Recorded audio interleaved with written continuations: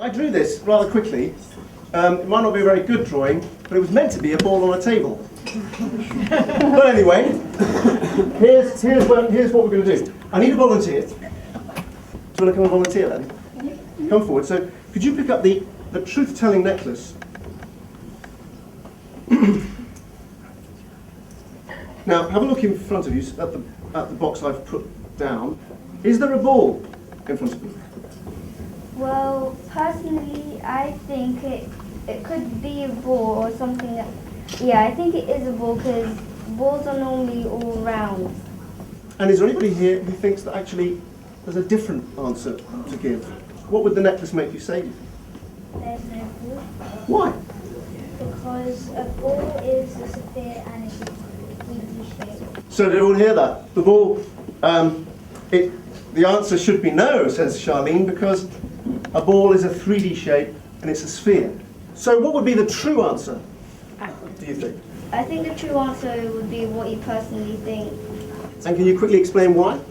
Because people might disagree with you, some people might agree with you, and then it would be like 50-50, and you wouldn't know what it would be really be.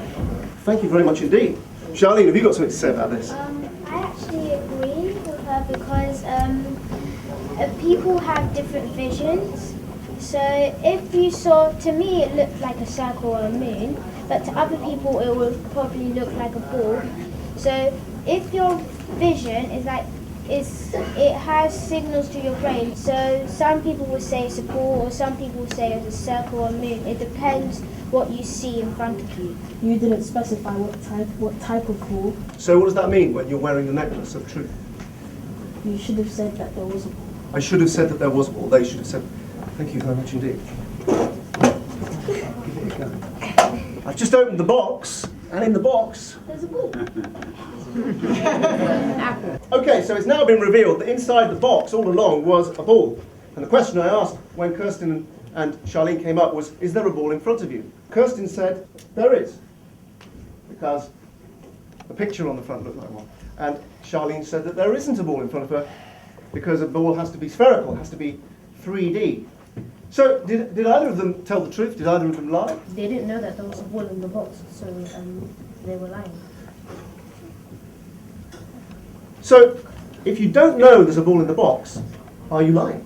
No. No, they didn't lie, because... Because they didn't know the ball was there in the first place. I think they were both telling the truth because if it's true to you, then it's true. It doesn't matter if it's a lie to everyone else. If it's true to you, then that means it is true. Because if your opinion is what you think true, then you kind of have made it true. So I'm going to leave you with this question. It's two questions, really. What exactly is truth?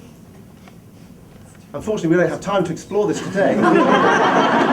You've done an amazing job. Thank you very much, all of you, everybody in the room, but particularly the children, for joining in today and doing philosophy like you always do. So thank you.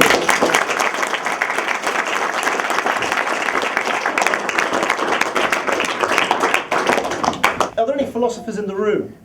Well, I think Wittgenstein would have been very happy if he was here, to, as I would have been if he was here, to hear you identify the fact that when you got down to, well, it depends what you mean. When Peter asked you, is there a ball there? Somebody said, I think, well, you didn't say what type of ball. Did you mean a drawing or a real ball? And the fact that people realised that, well, both people could be telling the truth. If somebody meant, well, I thought you meant a real ball, a 3D ball, and somebody else thought, well, I thought you might have meant a drawn ball.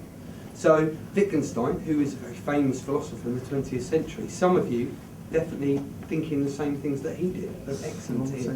Yes, well, as well as the Heraclitean doctrine of relativist truth, which we've just had and which we did have exemplified this afternoon, we've also had fans of Protagoras' man-measure doctrine, that that each individual creates their own truth. We had a couple of advocates of that. We had people raising the issue of the the metaphysical status of representational objects. You may not have known you were doing that, but you were, and that was and that was fantastic. And we had people getting really, really close. I would have said within another 2 or 3 minutes we'd have got to whether there's a difference between telling the truth and being truthful.